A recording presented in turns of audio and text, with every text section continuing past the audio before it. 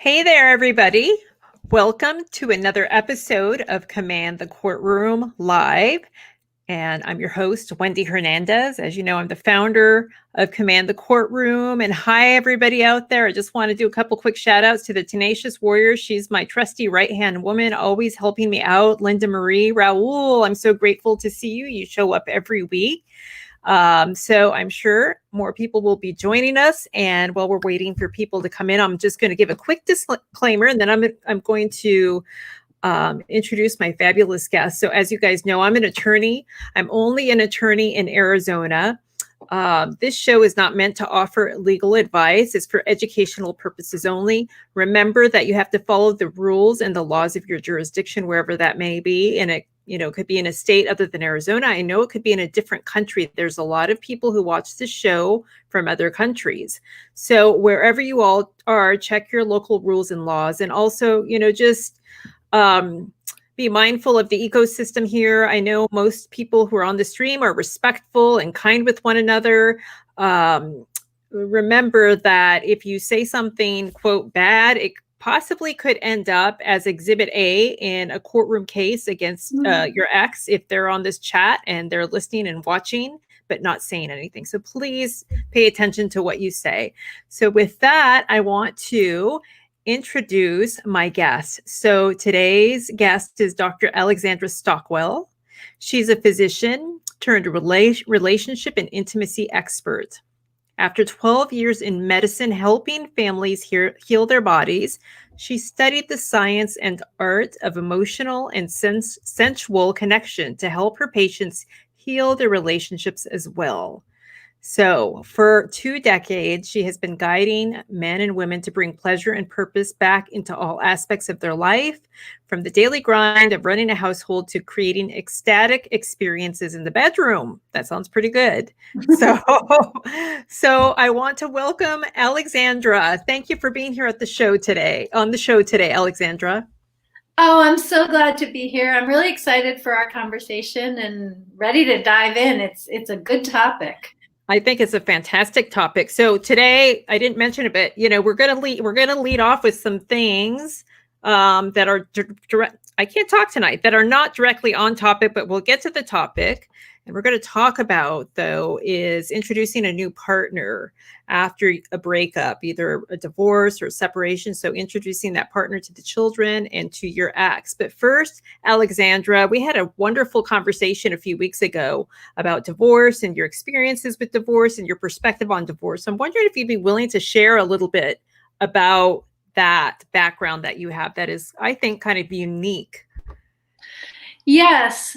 Honestly, I don't remember exactly what I said, so if I omit something juicy, please go ahead and remind me. I was 9 when my parents got divorced. Actually, I think this is one of the things I told you, that my parents got divorced in 1978 in New York State. And at that time, they did what was called a do-it-yourself divorce. There may be a legal term for it, but basically they didn't have attorneys. There was no mediator. I think it cost like $25 for them to get divorced. However, in 1978, in New York State, there had to be a reason to get divorced. And my parents were very clear they wanted to get divorced. And so they lied. They made up domestic abuse, saying that my father had hurt my mother in order to be able to divorce amicably and inexpensively. And I actually didn't know this. Both of my parents have since died, but in the divorce decree, which I found after my mother had died, it spelled this out very clearly. But my mother had made a point to tell my brother that it wasn't true, that they had done this in order to make the legal system work for them. And my mother really didn't want my brother growing up thinking that this is what his father had done to his mother, because it never happened, but that was their ticket to separate. Oh, wow.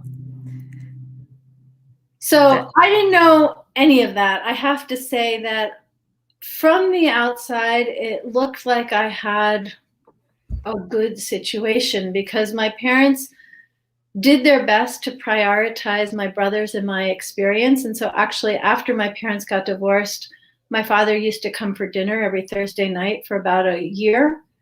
And it looked like everything was amicable. At one point, when I was 10 or 11, I used to roll my eyes and say my parents discussed, like they made decisions together with a lot more care and communication than they ever did when they were living together and married. And so it was a little bit annoying. I couldn't get away with anything because they were wanting to work so hard to communicate. So that all sounds really good. But in fact, that is not at all how it lives in me. I remember just with total clarity when my parents told us that they were getting divorced. In fact, I think, in the 1970s, there was a lot more shame and complication around divorce. I sure hope that while divorce isn't necessarily something to celebrate, I mean, sometimes it is, in certain aspects, it's not something people generally aspire to when they get married, but like no one's going to ever think less of you because you're divorced. But that wasn't true 30, 40, 50 years and so on. So growing up in the 1970s, I think that trend started to shift. But my parents, when they told us, I remember so clearly, we sat at breakfast and my father didn't say anything the whole time. And my mother said, "We're going to become unmarried." Interesting. And I was 10 years old at the time. And I said, "You mean you're getting a divorce?" And my mother said, "Yes." And then my father said, "We have to get going," because they had planned for us to go. This was in northern New York State, where we were at the time, and in near Montreal. So we drove north across the border to Canada. Near Montreal, there's an African safari park. And so I think they planned that they would give us this news and then we'd go have a fun day to kind of make it all feel better. I have no idea what they were thinking, but wow, it was like, your parents are getting divorced, here's some ice cream. It was equivalent to that, So yeah.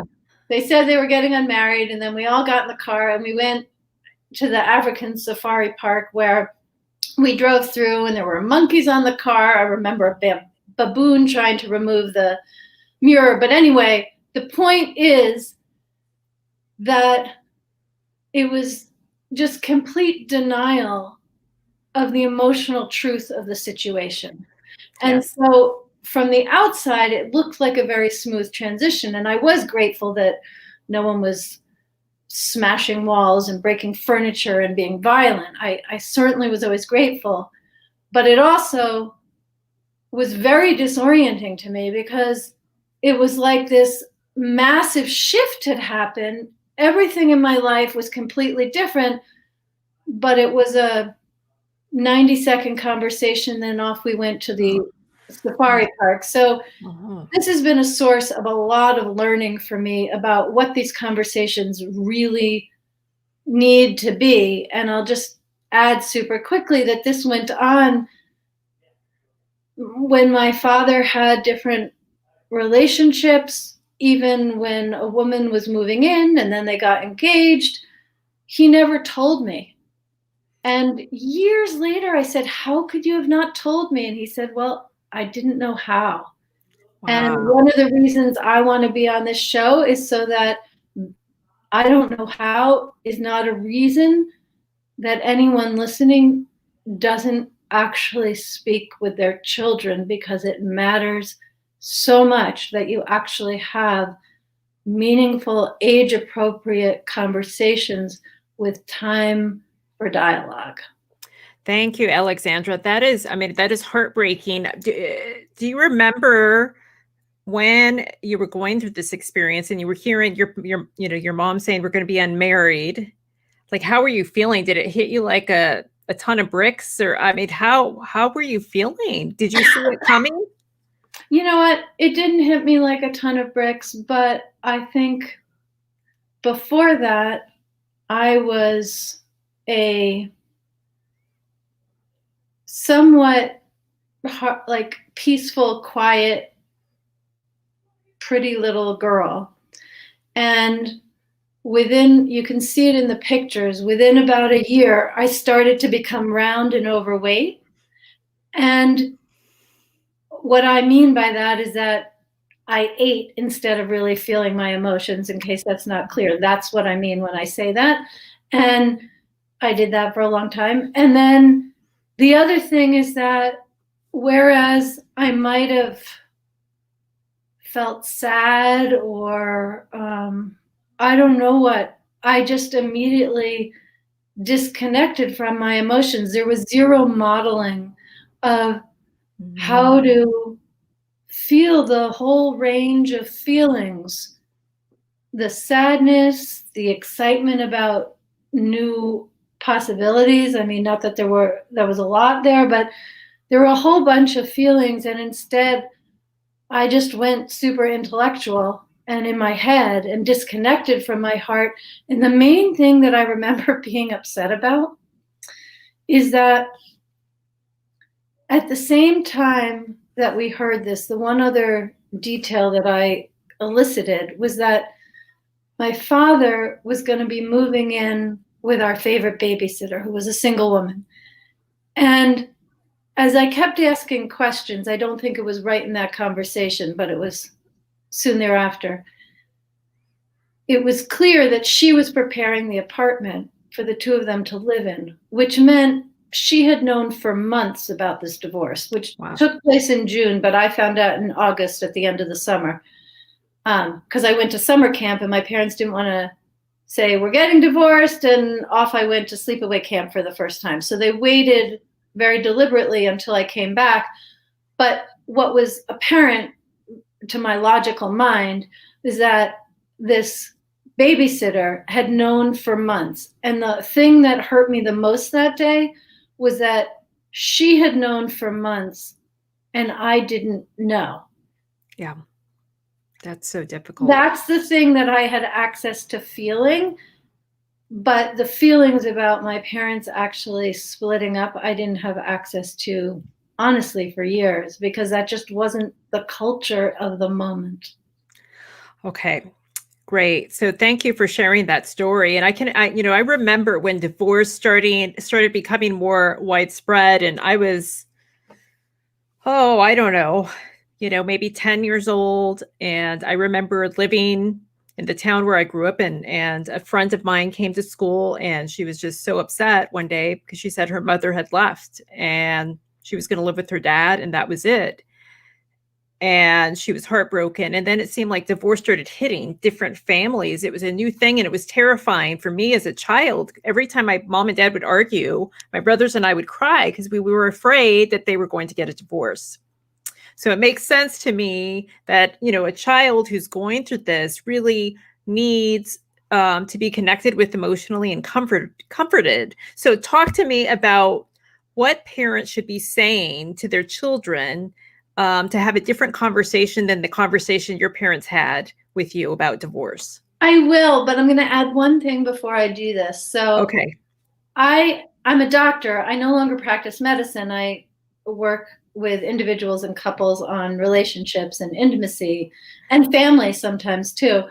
But when I practiced medicine, I noticed at one point that I basically spontaneously developed a specialty because I had so many different, sometimes just one parent and sometimes couples, consult me about how to talk to their children about the fact that they were going to split. Mm-hmm. And I just think that we feel things in people that we don't always understand, and that I never advertised this. I never spoke about it. What I've just shared with you, I've never discussed publicly before. Like, this is not, but somehow people could feel that I had something. So I've actually advised, I don't know, many, many parents on how to discuss this with their children. And the reason I'm saying that is both to say that I'm going to draw on those experiences, and if we're feeling something, or if there is some defining characteristic in us, even if we don't talk about it and we don't think about it, other people can feel it. So I really think the question in talking to children is how to make it age appropriate and how to make it fit your family culture. But if you think that you're shielding your children from the truth, that's true for their conscious minds, but it's not true for the rest of them. Like, we feel things even if we don't know what it is. So, like, I just want to say that. Yes. So when it comes to telling children, it definitely depends on how old they are. But one of the things I want to emphasize is it's not a one and done conversation. I think most conversations that parents have with children, if we don't really make an effort, we treat them as one and done, and nothing should be done that way. Whether we're telling our kids about sex, about divorce, well, those are the big things that come to mind. Yeah. It's much more that what we want to do is begin a dialogue, give just the amount of information that the child can receive and digest in that conversation, and make clear that the door is open for whenever the child is ready for the next conversation. Because if you have 3 children, they're not just, assuming it's not triplets, they're not just different ages. They have different personalities. They have different ways of relating to everyone in the family. And you might speak to all of them, and then one of them has a lot more questions, but the others are ready to go off and play. And maybe one of them circles back after hearing a story or learning about something in history, and then they come back and have more questions. So I think it's really important to make it fluid. And I think it's extremely important, unless you have like a 4-year-old and a 14-year-old, then what I'm saying doesn't apply. But when we're talking about children who are relatively within the same age range, it's really important that you tell them together. Ah, interesting. Yes. Tell me. I think it's important to tell together because this is a change that is happening for the whole family. The ideal would be for both parents and all children to be there at the same time. Now, in some divorces, the parents are not going to be on the same page, and that's not possible. But ideally, you include as many people in the family as possible so that everyone is participating. As the culture of the family shifts, everyone is an equal participant. Even if everyone doesn't have the same ability to understand, you don't want people asking what was said in that conversation. Right. You want everyone to feel included, and then you can have whatever private conversations need to be had afterwards. I think that this is so important. Even if you know one child's going to be happy, one's indifferent, and one's going to be really mad at you because you're leaving dad or whatever the case may be, for the sake of the family and the children feeling the belonging as things are shattering around them, you want to make that first communication with everyone together. Thank you. That's, I love how you're breaking it down. I've never had anybody break this down for me as an attorney, and I get asked this question all the time in my practice, and I'm not, I don't have any kind of medical degree or psychological degree, or I don't do therapy or counseling, so I've never been quite sure how to answer it. But, and I agree with you, Alexandra, that both parents should be present if possible. But what if, because I think there are a lot of cases or situations where both parents cannot be possible. Maybe the conflict is so high that they can't do it in a healthy way, or maybe there's abuse. Do you have suggestions for an individual parent who's addressing this with the children, especially if the children start asking questions and questions about the other parent? I think it can be tricky. It can be very tricky. And what I'm about to say is a general principle, but I want to be very clear that there are times when you want to have exceptions. Basically, the thing to strive for is not to speak ill of the other parent. And there are a few reasons for this, but I'm going to go to the deepest and most important one first. Any child is literally the product of both parents. Even if you've had a sperm donor or an egg donor, psychologically, that child is the product of both parents. They are born of both parents coming together, and they have both parents in them. And so the challenge, I'll speak as though I'm the child, so it's very clear. If my mother is saying that my father's a jerk and I don't know what kind of language we want to use here, but just like speaking very negatively about my father, or my father is speaking that way about my mother, I'm both of them. And that means that I feel, I'm going to say this word, I don't mean it literally, but like I have split personality, or I feel schizophrenic. Like, what do I do if my mother can't stand my father? I know I have mannerisms. In my case, my hair color and my eye color and my gait are totally inherited from my father and not my mother. So if my mother were to be speaking ill of my father, even if she totally loves me and doesn't mean it this way, I'm going to internalize that as some parts of me are terrible. Like, I'm going to want to separate from some parts of me.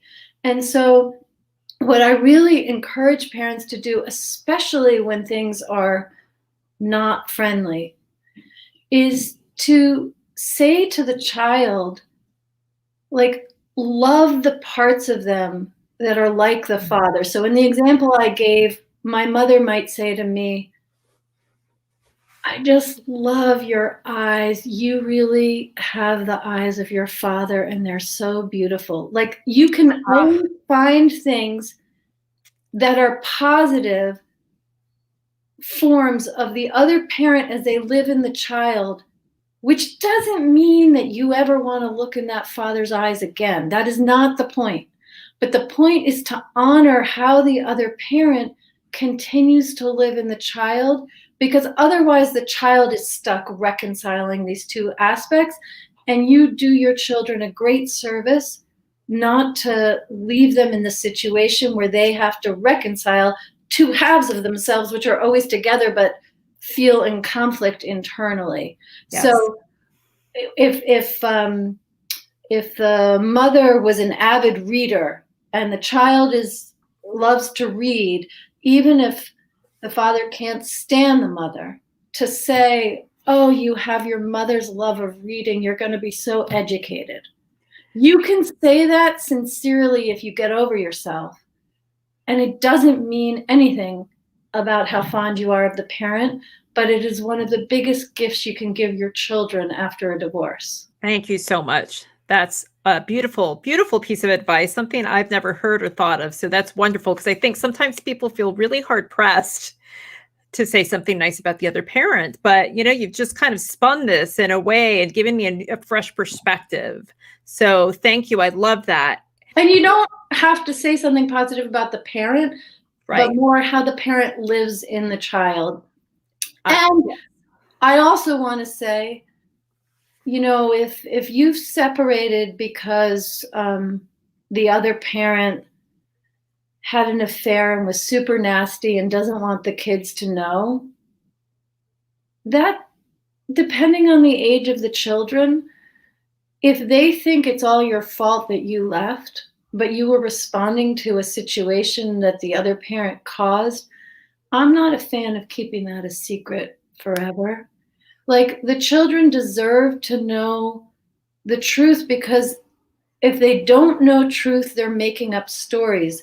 And you can give like the bare minimum of the truth so they get the general idea without dragging people through the mud and treating your children as your confidants and giving all the details. I'm not recommending that. That is not appropriate. But to pretend things were rosier than they were, or to like let the children draw conclusions which are very wrong about what occurred, I don't actually, I mean, if we have a 4-year-old, fine. But 14, 16, children will make up stories about what happened so that it is coherent in their minds.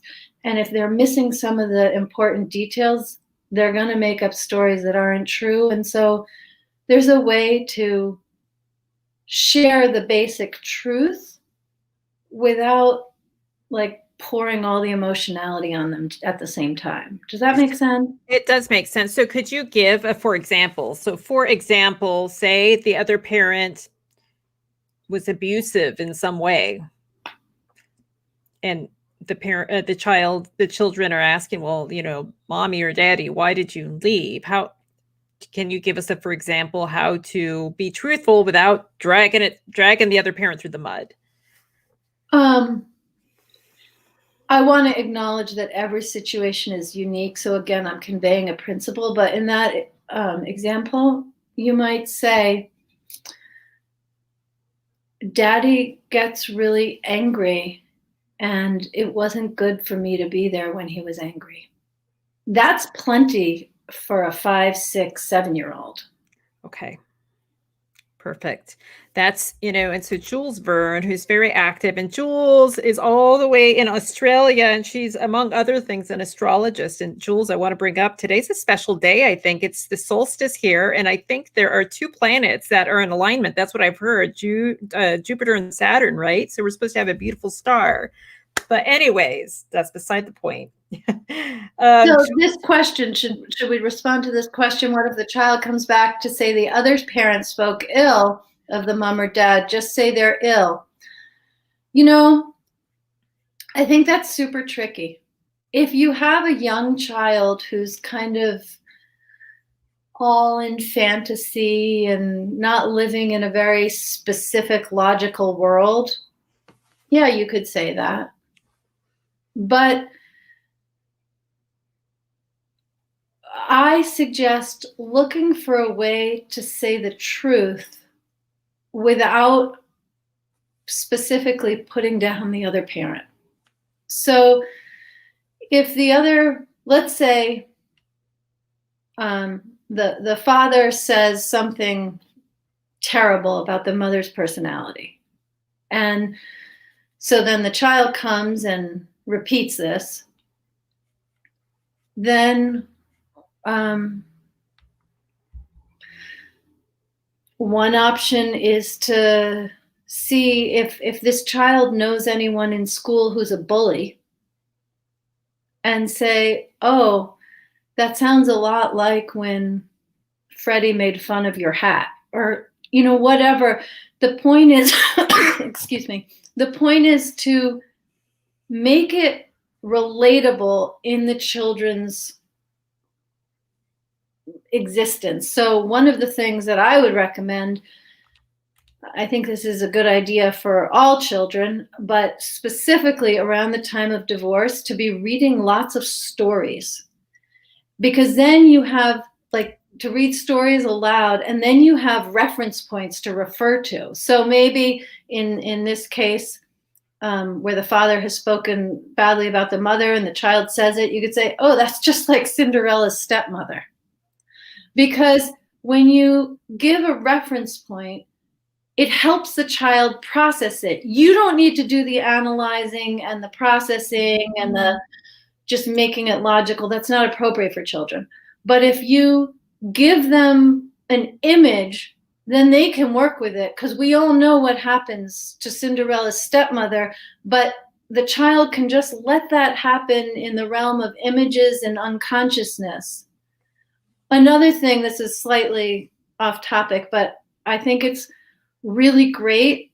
I don't have any titles to recommend, but you might come up with a library, Wendy, for your clients, that to come up with titles where the book isn't specifically about divorce, which is what many parents seek out, right, but other stories in which divorces happen. So it allows the children to be able to see other ways that children and parents have dealt with it. gives them more emotional intelligence around it, even if it's not explicitly focused on divorce as the theme in the book. Tenacious Warrior said something, but I was speaking, and so I didn't. Oh, make it relatable in the child's ability to comprehend and understand in their own age-appropriate understanding. Absolutely.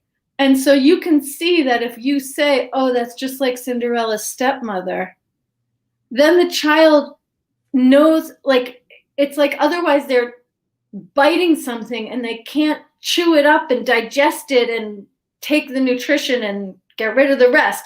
But if you give them an image, then you don't have to do anything else except keep loving them the way you already do. And they will be able to work with that and put it in its place.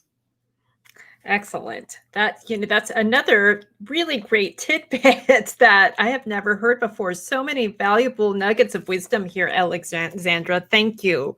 So another thing that I really want to talk to you about, because this, again, comes up all the time in my cases, comes up on this live stream. I get emails about it constantly. And that is, okay, parties are separated. They may not necessarily be divorced, but they're separated, could be going through a divorce, could be going through court proceedings. And now somebody has a new significant other. And people often don't know how to talk with the children about it.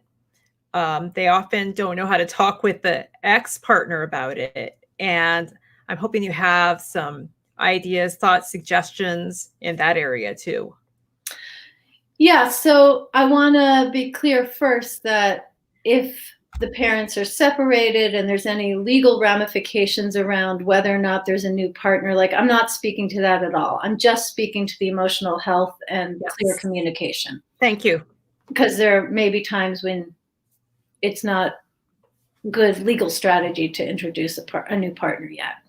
Yes. But that's your department. It's my department. Yeah, so the first thing is that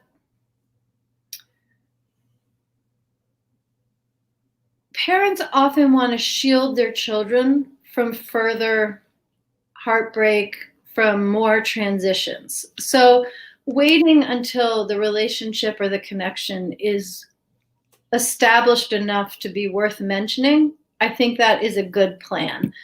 I mean, if you have like a 17 and 18-year-old children, you're going out on a date, let them know that you're having joy in what you're doing. But for children who are younger, I can see really waiting.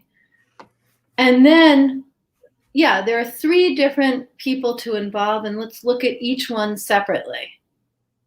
There are times when you can tell the children first and times when you can tell the ex first. That's going to depend on the situation and the age of the children. But when talking to the children, the ideal is to really make room for whatever arises, because some may be totally fine, happy you found someone. Others, it may be like, even though you've been divorced for 2 years, now that you're dating someone else, you're really never going to get back together. And you might know which your child is how they're gonna respond, but be open for some surprises. And so, kind of like what I was saying earlier, I suggest you bring something up in a very simple, kind, and actually short way. And then if they have questions, then answer them. But the important thing is to make clear that this is open dialogue. So for example, and sometimes they already know the person if he or she is part of your life, and sometimes it's a new introduction. But I suggest that you maybe you know someone, like another family, where there's a step parent, and you can refer to that. Something that makes it normalized and familiar. Like, remember when Janie's mother married Steve? And they're like, yeah. And then you can say, well, I don't know that I'd start right with marriage if it's the first time, but someone who started dating someone, you can say, well, I found someone special and I wanted you to know.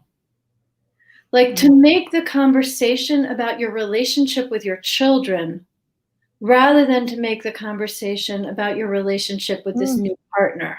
Oh my gosh, that's brilliant. That's brilliant. I have to type a comment and post it on the lower third.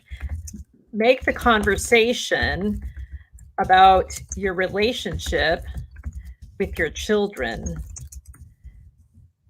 and not about the relationship with the partner. The partner. Brilliant. So the goal is not that they approve of your new relationship.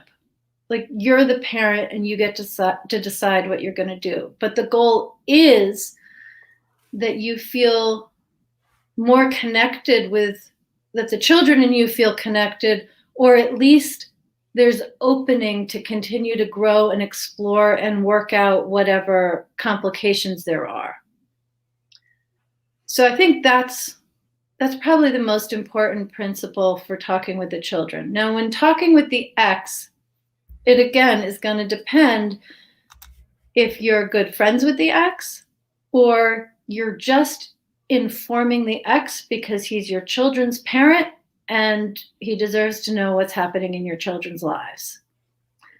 And often parents want to know before their children about these things. And so if nothing else, I suggest you clarify this with your ex. Do you have an agreement to tell one another first?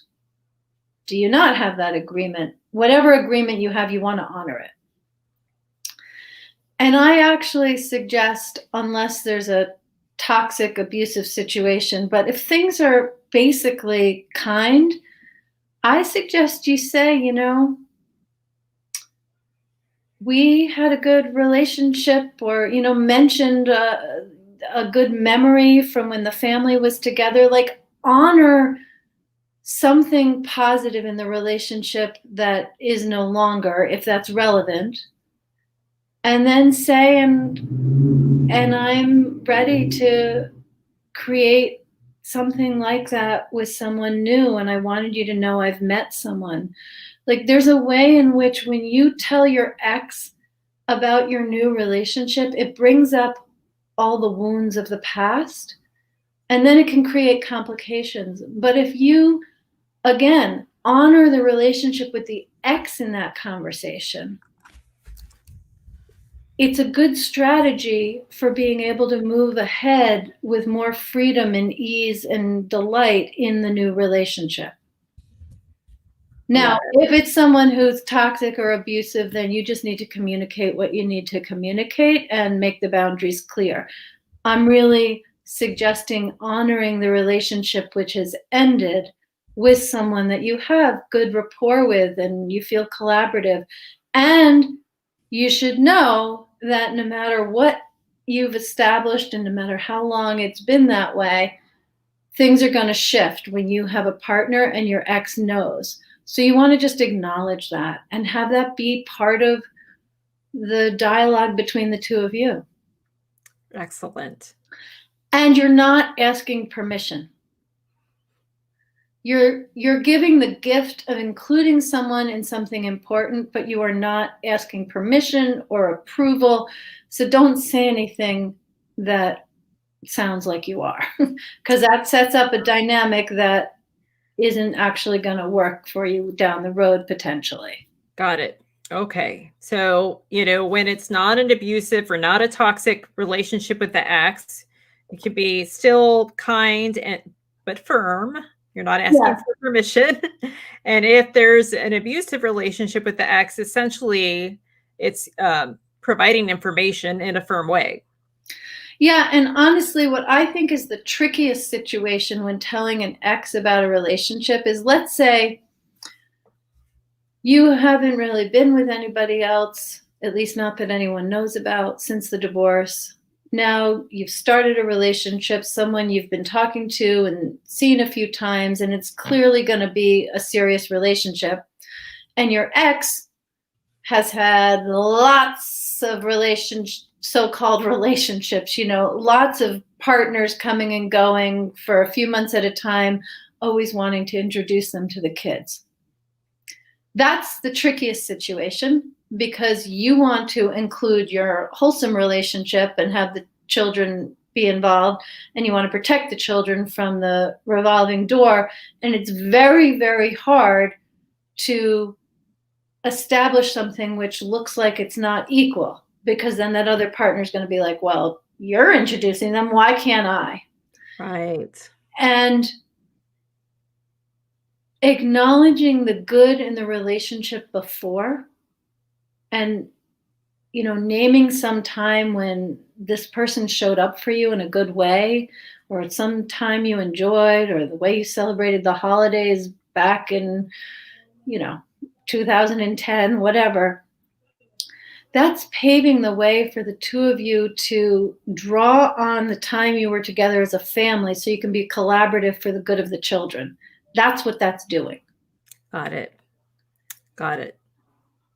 Should we transition to our third scenario with the partner? Yes, please. Thank you. So what I'm going to say about the partner, I think there are a lot of people who wouldn't agree, but I feel quite strongly about it, that it's easy to put the children first, and then the partner you're bringing in always has a back seat when it comes down to important things. In fact, I experienced this with my stepfather, who paid half the mortgage in the house. He and my mother, Mhm. my mother and my stepfather paid the mortgage, even though my mother and father jointly owned the house, because they didn't separate that in their peaceful divorce. And my stepfather drove us to our rehearsals and our practices and was a very hands-on parent. And whenever it came time to decide anything really important, like about college, or whether to discuss sex with us, or anything that was really formative, my mother was always clear, he's not the parent. But when it came to any of the day-to-day chores and participation, then he certainly was a responsible parent. Now, I don't have a overall solution about that, because it's true, he wasn't the parent, but he was invested like a parent. And I'm just giving that example because if you prioritize your relationship with your children, it's basically creating a wall between you and your new partner, a wall which will eventually limit how close you can grow with one another. So how exactly you're going to get there is going to depend on your situation, everyone's emotional intelligence, how old the children are, how much wounding there is with the divorce, all these things. But the thing to aim for, honestly, for your sake and your children's sake, is that the relationship between the adults is the priority, and the children can relax in the safety of that. And if the mother won't make any decision with the new partner unless the children approve, that will undercut that relation. It's just not healthy for anybody. Got it. So it's a little tricky, because until you're committed to your new partner, you're more committed to your children. But I want to really invite you to, anyone listening, to set things up so that the adults can have the adult relationship and the children get to be the children and not the parent's partner, if you know what I mean. Yes. So I highly recommend being very direct and explicit with the new partner. Where is your relationship going to be in the hierarchy of everything? And what needs to the new partner do you have? Are you happy to join our family the way it is? Or do you want it to be that you and I are the couple and we basically form a new family? I'm not making a strong recommendation any which way, but the more you can discuss the different options, and most of all, express your fears, the more collaborative, healthy, and ultimately passionate the relationship will be. Excellent. And the other thing I just want to add is that it's important for the incoming new partner to just not take personally the children's initial response. Because that initial response has just about nothing to do with who that person is and everything to do with how their world is changing. And I think that's important to remember. It's not a report card on how good you are with children if they can't stand you. If they can't stand you, it might be that, but it also just might be that they're yearning for the family that is no more. That's right. Okay. That's really, really great advice, Alexandra. So Oswell had a question that I thought maybe you could help with, kind of melds the two, areas, which were, talking to the children and then new partner. Do you have any thoughts on that question? Yeah. So I think that's I'm glad you've asked it. I think that's a common scenario. So I want to know, have you already spoken with the kids about the new partner, or are they first hearing about it from the ex? All's well if you're here. Do you have a response to that? Because I think that makes a difference. If you are the one who's spoken about your new partner to your kid, then you get to establish how that conversation goes. But if your ex is the one who finds out about the relationship and tells the kid, then you're like backtracking and trying to overcome the first impressions. And those are two different scenarios. So maybe I'll speak to them both. Okay, yes. This question should inspire anyone who's not in this situation to really make sure that the communication is happening between you and your children. You want to have control of the quality of that dialogue. Because if you are open and available for more conversations and you tell the kid about the partner, what you like about them, what your hope is, then that is the first impression. And anything the ex says is going to be weighed against the first impression. So be the one to open that dialogue. If that hasn't happened and the ex has started, then it again depends on the age of the child. But if the child is, let's say, 12 and older, I would be direct. I would say, I think daddy's feelings are hurt because I'm with someone else. And his feelings are hurt and he wants you to hurt with him.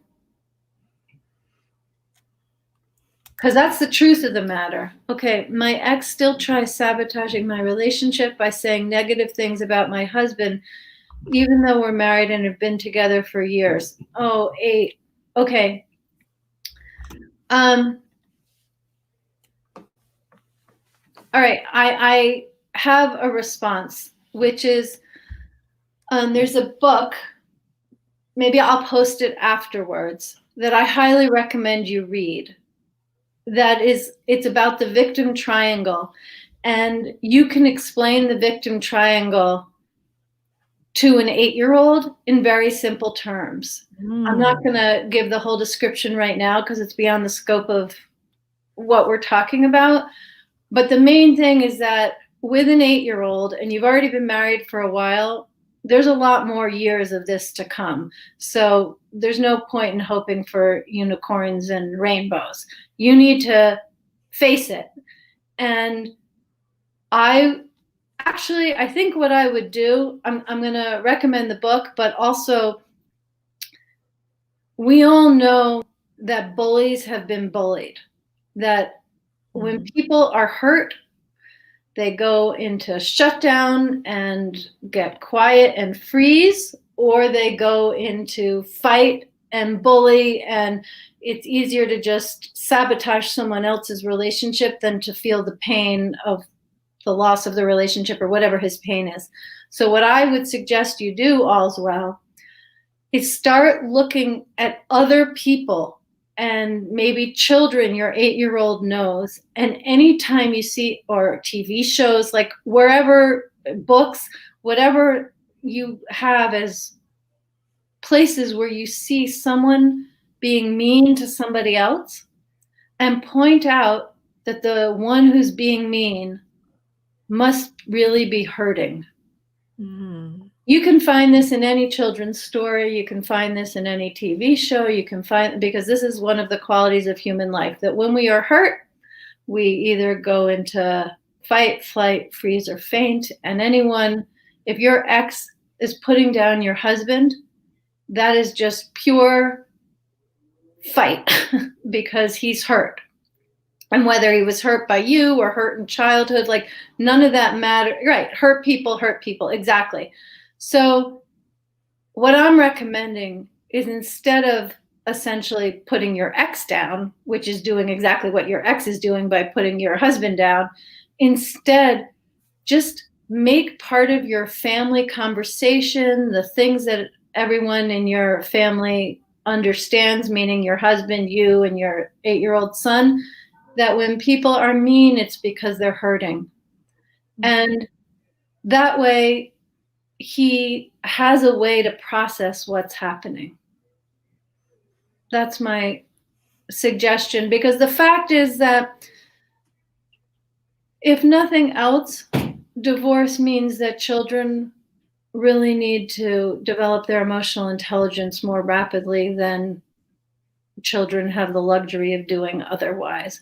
So it's not about, I wouldn't get into saying that your ex is a liar, for example, because what does a child do with that? Right. But saying that your ex must be so sad that he can't be your father anymore, and instead the new husband is the one here parenting you. He wishes he could, and so he's hurt and he's saying something mean. But I'm not talking about like a whole analytical processing. I'm really talking about like sprinkling this in, you know, as you go through life, making observations about how people are behaving when you're watching a movie together. Like, it doesn't need to be like this. It can come in indirectly and less confrontationally, and that creates a much more reliable foundation. Yes, I love this. So stories, books, movies, and like you said, just kind of sprinkling them in, and it gives the child or children kind of a framework to operate for them to kind of put this experience under. Is that what you're saying? Yes, it is. And I have a suggestion. I haven't done it. I don't know what's gonna come of it, but this is my suggestion also, that there are some really wonderful educational materials for schools around bullying.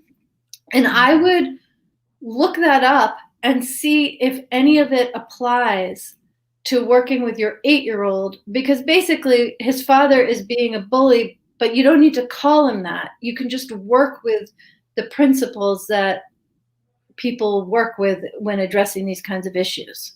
Okay, thank you, Alexandra. And so I'm going to ask you, if it's okay, one more question. Before we started, Alexandra said, how long are we going to go? I said about half hour, and here we are, almost an hour. It's fine. It's fine. I'm glad to engage. Thank you. These are great questions and wonderful answers. So Joni Ricketts, she's a longtime viewer, had a question. And I think that what comes up for people, and sometimes in the courtroom and with judges, is when one parent is talking to the children and being honest with the children, this is framed as the parent coaching the children.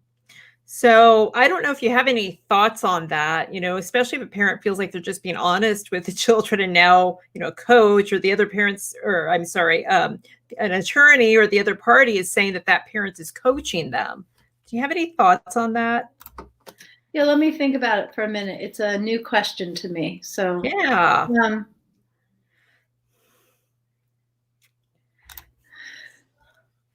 Oh, teach.com has some great, wonderful.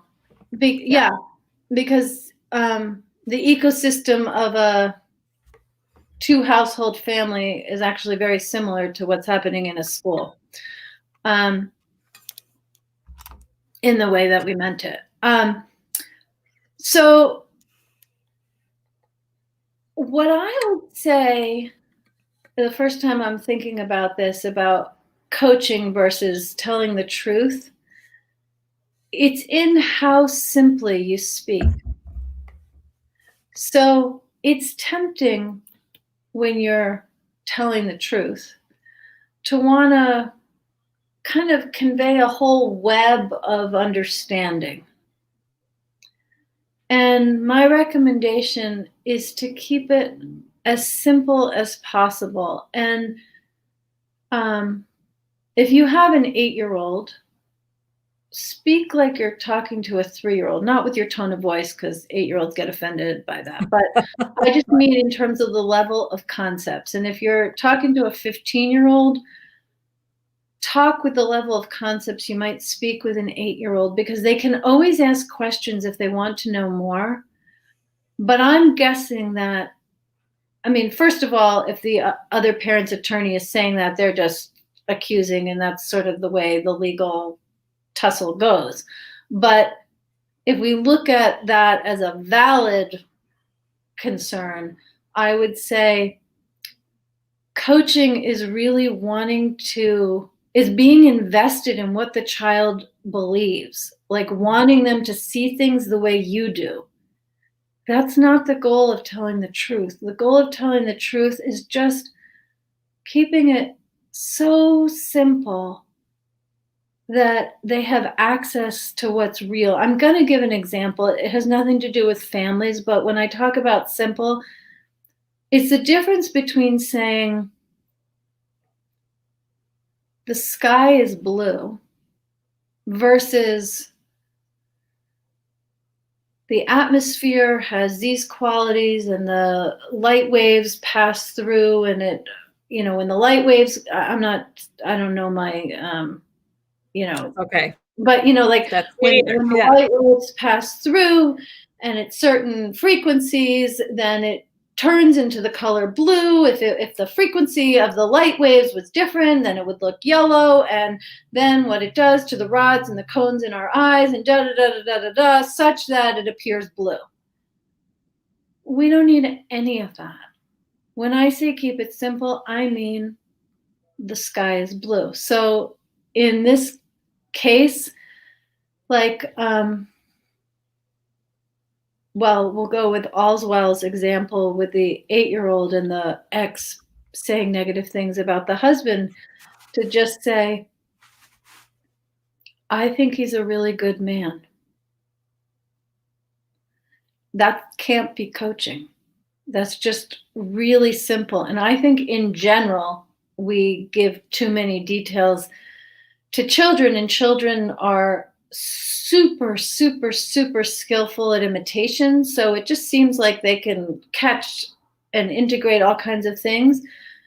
But the simpler we are about these kinds of things, the easier it is for the children. And I think the less the concern about coaching, because one of the things with coaching, I imagine, is if when the child says it, it sounds like they're parroting what the parent said. Yes. But Right. if you say it so simply, then the child can say it as though it's their own information. And I would imagine that the other attorney isn't going to call that coaching. Got it. Okay. I love how you thought through that. I loved how you really contemplated it. And gosh, your suggestions are so simple and easy. And gosh, I've learned a lot during this live stream, Alexandra. And I think that you have a lot to offer people. So can you share with people more about how you can help them, and if they're interested in working with you or reaching out to you, how that might happen, please? Yes, absolutely. So my website is alexandrastockwell.com, and I have a lot of different offerings. I've been on a lot of podcasts, so you're welcome to just like listen and immerse in my approach. And in particular today, I really am excited to offer the first chapter of my book. My book is called Uncompromising Intimacy. Oh, you're so welcome, Raul. My book is called, actually, you can see it right there, Uncompromising Intimacy. And the first chapter is called, Is Companionship as Good as It Gets? And when you read that chapter, you'll be able to see your past relationship, any current relationship you're in, and what to do to make them really good. So if you go to chapter.alexandrastockwell.com, oh yes, thank you, Tenacious Warrior. There's my website, and it's chapter.alexandrastockwell.com. You can download that chapter. And I want to add, the reason that I'm offering that is that while my focus is on relationships and intimacy, I think the most important thing that I can do for children is teach their parents how to have really fantastic relationships. So even if you don't have a relationship currently, meaning you don't have a romantic partner, you have relationships, and I think you'll find a lot of value in what I share about how to speak with people in meaningful ways, addressing difficult topics. So I share my own divorce story. It's not specifically for divorced parents, but I think it'll be really worthwhile for anyone who enjoyed this conversation. Awesome. I think a lot of people did enjoy this conversation, and I know more people will, because usually we get a lot of people watching the replay if they couldn't make it. And I know these are weird times with the holidays, but I'm going to check the book out. And so if they want to purchase the book, can they purchase it on your website or Amazon or? Yes, in fact, I can put the link for that too. Let me see here. I should.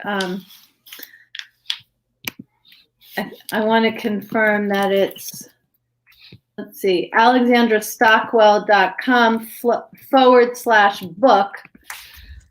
Maybe that's the link we should put up, because that gives you the option to just get the first chapter or the book or the Audible. So let's do that. It's alexandrastockwell.com/book.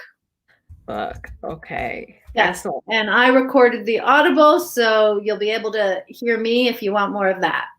I love you have a great voice, a very relaxing voice, and you have a special way about you, Alexandra. And I think that anybody who has the opportunity to work with you is really, truly very lucky and blessed. And, I hope that you'll come back and join me again sometime. Maybe we can talk about another topic that's relevant, that you have knowledge on. You mentioned the victim triangle or the something triangle. I'd love to learn about that because I haven't heard about it. So thank you for joining me today. Really my pleasure. I just really love that you have created this platform, and I'm looking forward to sending people to listen, because there's such a huge need for what you're providing. So I'm honored to have been part of it. Oh, thank you, Alexandra. And so to all of my listeners out there, you guys, I want to wish you a happy holiday. I want to wish you safety and much happiness and joy and peace during this season. Yes, like the video and hit subscribe if you're on YouTube or Facebook. Another thing, I'm going to have another video coming up soon, a pre-recorded video in the next day or two. And it's about new traditions with your children during this pandemic, during the holidays. And I can tell you, I've already implemented one of the suggestions, which is I went caroling around my neighborhood with my husband and daughter and some other neighborhood people. It was a socially distant activity. We had a blast. We made some people's nights. We got applause. So it was very fun. But you guys, thank you so much. This is going to be my last live stream of 2020. It's been an interesting year, a challenging year. I think we all have learned a lot, and I'm glad that all of you who are with me are still with me. I have some interesting, fun things coming in 2021, some cool guests coming up. So I'll be out for 3 weeks. But again, my heart is with you during the holidays. Thank you for being part of this community. I love you guys. Stay safe. Keep on trucking. Remember to get out there and command the courtroom. And I will see you next year. Yay! So good night, all. Love you guys. Bye.